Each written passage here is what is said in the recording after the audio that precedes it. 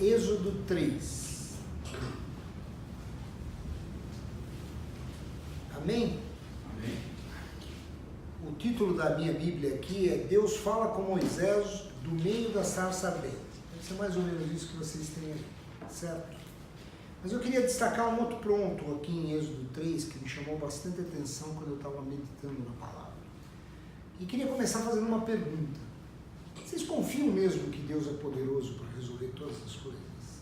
Ou às vezes tem aquelas dúvidas, tem aquela, será que Ele vai resolver mesmo? Será que Ele está percebendo o que eu estou sentindo? Será que ele consegue entender o que se passa comigo a ponto de se importar com o que está acontecendo comigo? Às vezes essas dúvidas passam na nossa cabeça, né? Só que a gente tem que conhecer quem é Deus. Em Êxodo 3, Deus se revela a Moisés. E ele fala algumas coisas aqui que nós vamos ler daqui a pouquinho, que ele mostra quem ele é. E como a Bíblia diz que Deus é o mesmo hoje, foi o mesmo ontem e será o mesmo amanhã, nele não há mudança, ou como diz a palavra, não há sombra de mudança, quer dizer, não há possibilidade nenhuma dele mudar. Então essa palavra de Êxodo continua valendo. E como nós entendemos algumas características de Deus, isso nos dá confiança em saber que Ele está junto conosco. E lá em Êxodo 3, no versículo 7 e no versículo 8, vejam o que a palavra diz.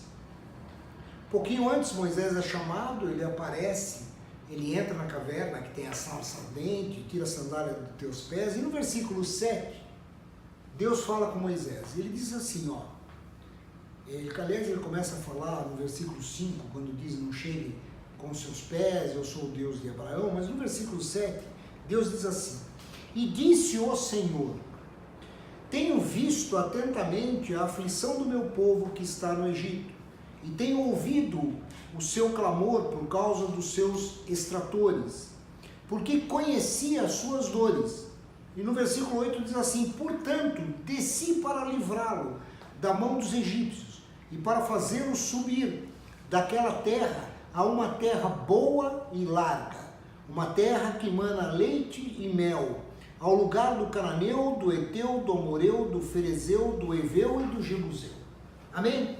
Amém. Queria destacar com vocês aqui algumas características que nós temos que ter a certeza que nós sabemos que Deus tem para com as nossas vidas. Porque se em Deus não há sombra de mudança, o que ele disse aqui a Moisés vale para nós. E eu destaquei algumas coisas que eu queria que a gente refletisse essa noite. Primeira delas, no comecinho do versículo 7 diz assim, e disse o Senhor, tenho visto a aflição do meu povo. Então creia, Deus vê o que a gente está passando. Amém. Deus vê, Ele olha para nós, Ele olha para cada um de nós, porque Ele diz assim, eu tenho visto a aflição do meu povo, nós somos o povo de Deus. Então Ele vê a nossa aflição, Ele olha a nossa aflição, Ele olha o que está acontecendo conosco. Ele não é alguém que fica lá parado, sem perceber, deixa as coisas acontecer ao léu, não, Ele olha o que acontece conosco. Mas aí, às vezes a gente pergunta, mas Ele olha e não faz nada? Faz, porque olha o que diz logo depois do versículo, ele diz assim, tenho visto atentamente a aflição do meu povo que está no Egito e tenho ouvido o seu clamor. Nós temos clamado? Porque Deus age a partir do momento que nós falamos com Ele. E a palavra diz que Ele ouve. Está escrito aqui, ó. E tenho ouvido o seu clamor por causa dos seus extratores, nessa versão, e por causa dos seus perseguidores, em outras traduções. E aí eu pergunto, nós temos orado? Quando as aflições vêm sobre nós levamos essas aflições a Deus em oração. E dizemos, Deus, está doendo. Deus, está difícil de aguentar. Deus, eu preciso da sua ajuda. Eu não consigo fazer nada sem o Senhor. Porque a palavra me diz que além de ouvir, Ele ouve o que nós estamos falando com Ele. Então Ele não só olha. Ele não está só nos olhando e dizendo assim, Ele está esperando que a gente clame pelo socorro dEle. Porque a palavra diz que Deus é o socorro sempre presente. Na hora da angústia. Então nós temos clamado. Nós temos orado, nós temos ido em oração a Deus, ou a gente fala assim, Deus, olha, estou tão cansado, aconteça o que quiser com a minha vida. Não é assim que Deus age. Ele diz que ele ouvia a oração do povo. E mais, olha o que ele diz logo depois, porque conhecia as suas dores. Isso me arrepia quando eu li. E me arrepiou agora também. Sabe por quê, queridos? Porque Deus conhece o que a gente está passando. Deus é Pai. Que pai não sofre por causa do seu filho? Que pai não sente a dor que um filho está sentindo? Não é isso, Antônio? Que pai não sente a dor? E Deus está dizendo, eu vejo o que vocês estão passando, eu ouço a oração de vocês e eu sei como é que vocês se sentem. Eu sei o que vocês estão sentindo. Eu consigo sentir o que vocês sentem. Uma vez eu vi uma ilustração, claro que hoje em dia com todos os equipamentos de segurança, luvas metálicas, já não é mais assim, mas eu vi uma ilustração legal que diz que antigamente quando os ourives faziam objetos de ouro, de prata, de metais preciosos, naquele escadinho que eles tinham, que eles ficavam esquentando aos poucos e tudo mais, e eu achei interessante porque naquela época não tinha tanto equipamento de segurança quanto hoje, eles basicamente iam com a mão sem proteção. Só que o ouro, quando ele ferve, para ficar puro, ele ferve e borbulha, espirra. Sabe o que acontece? O cara que está fazendo o ouro ficar puro, fica marcado também, queima a mão dele. Então Deus, quando está nos tratando, porque a palavra diz que Ele nos faz um polimento em nós, nos trata, sabe o que está acontecendo com Ele? E a palavra diz isso aqui, Ele conhece as nossas dores, porque Ele sente o que nós estamos sentindo. E diferente de um pai terreno que diz assim, pô, eu estou sentindo o que meu filho sente, mas assim, sente porque é pai, Deus sente porque nos criou. Nós viemos dele, nós somos da essência dele. E aí ele diz o seguinte, eu conheci as suas dores. Esse é o Deus que nós servimos. É um Deus que olha para nós, olha atentamente, porque ele diz, tenho visto o que o meu povo está sofrendo, ouve o nosso clamor e conhece o que nós estamos sentindo. E aí ele fala uma coisa que fecha tudo isso. Que ele diz assim, no comecinho do versículo 8, ele diz assim, portanto, e a gente sabe que no português o portanto é uma palavra de ligação, portanto é alguma coisa que remete à frase anterior. E na frase anterior o que ele diz? Eu vi, eu ouvi e eu sei o que vocês estão passando. E ele diz assim, portanto, porque eu olhei e vi vocês, porque eu ouvi o que vocês estão me dizendo, e porque eu sei o quanto vocês estão sofrendo, portanto, a palavra diz assim, desci para livrá-los. Ele sai do trono dele, ele sai do alto trono dele e desce na terra. Ele vem na terra para estar junto conosco. Aí vocês podem estar dizendo, mas puxa, aqui foi com Moisés, né? Moisés, nós sabemos que Deus acompanhou Moisés o tempo todo, a tenda acompanhava, a presença de Deus era com Moisés, e ele realmente desceu, ele veio à terra, tanto que a palavra diz que quando Moisés entrava na presença dele, a glória de Deus era tão grande na vida de Moisés, que quando ele saía da tenda, o pessoal dizia, Moisés, põe um véu aí, porque não dá para ficar te olhando, você brilha tanto que não dá para olhar para você. Porque a glória de Deus era tão grande em Moisés, e através da vida de Moisés, Deus tinha descido no meio do povo. E a gente sabe que durante os 40 anos de deserto, e Êxodo fala desse início dessa caminhada no deserto, a gente sabe que durante esses 40 anos, durante o dia, que é muito quente no deserto, Deus mandava nuvens para proteger o povo, e durante a noite, que é muito frio, Deus mandava uma coluna de fogo para esquentar o povo. Então tem até alguns que brincam que diz que Deus mandava o ar-condicionado e mandava o aquecimento. E era isso mesmo que Deus fazia. E aí eu pergunto, será que a gente tem essa consciência de que esse é o nosso Deus? Que é um Deus que olha para nós. E Ele não olha de vez em quando, Ele olha o tempo todo para nós. E Ele muitas vezes está só esperando que a gente ore. Acho que Ele fica lá em cima, fica dizendo assim, se vai orar, não vai. Quando é que você vai pôr o joelho no chão? Eu só estou esperando você orar.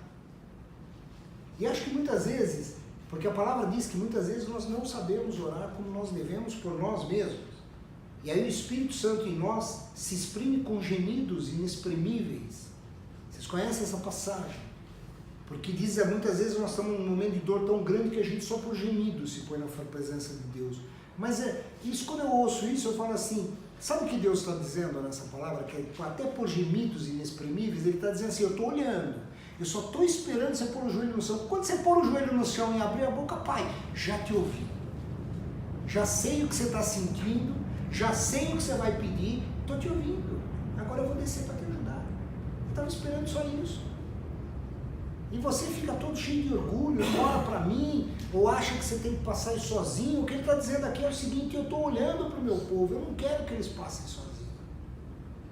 E muitas vezes a gente não ouve não entende essas características de Deus. Para a gente fechar, Deus hoje falou que a palavra, falou para mim, a palavra ia ser curta, vocês perceberam que nem papel eu trouxe hoje. O que acontece com a vinda de Cristo? Tudo isso daqui se realiza na nossa vida. Aí vocês podem, que nem eu falei no começo, a gente pode estar pensando, bom, isso funcionou porque Moisés trazia a presença de Deus. Ah, é? Então presta atenção, o que diz em Efésios 1, no versículo 13. Quem quiser abrir Efésios 1, versículo 13. Comecinho lá no começo de Efésios, desde o versículo 1, Paulo está falando sobre as bênçãos do Senhor que vem sobre nós. E no versículo 13 ele diz assim, e ele fala logo depois que ele diz que os apóstolos foram os primeiros a receber Cristo, e ele diz, os apóstolos foram os primeiros a receber a glória de Cristo, e no versículo 13 ele diz assim, a mesma coisa aconteceu também com vocês. Quando ouviram a verdadeira mensagem, a boa notícia que trouxe para vocês a salvação, vocês creram em Cristo. Quando nós acreditamos em Cristo e entendemos a salvação, o que nós passamos a ser? Povo de Deus. E então essa palavra de Êxodo se cumpre na nossa vida. E olha como ela se cumpre aqui. E a palavra continua dizendo assim, e Deus pôs em vocês a sua marca de proprietário, quando lhe deu o Espírito Santo que havia prometido. E no versículo 14 ele diz assim, o Espírito Santo é a garantia de que receberemos o que Deus prometeu ao seu povo. E isso nos dá a certeza de que Deus dará liberdade completa aos que são seus. Portanto, louvemos a sua glória. Vocês estão vendo como fecha? Quer dizer, isso que nós lemos aqui, Paulo fala em Efésios. Hoje, nós podemos dizer, mas Deus desce, claro que desce, o Espírito Santo está do nosso lado. Quando nós precisamos de uma decisão, precisamos ser guardados, precisamos ser orientados, é o Espírito Santo que nos orienta. Na época de Moisés, só Moisés recebia a presença do Senhor. Hoje nós temos a liberdade de todos nós recebermos a presença do Senhor.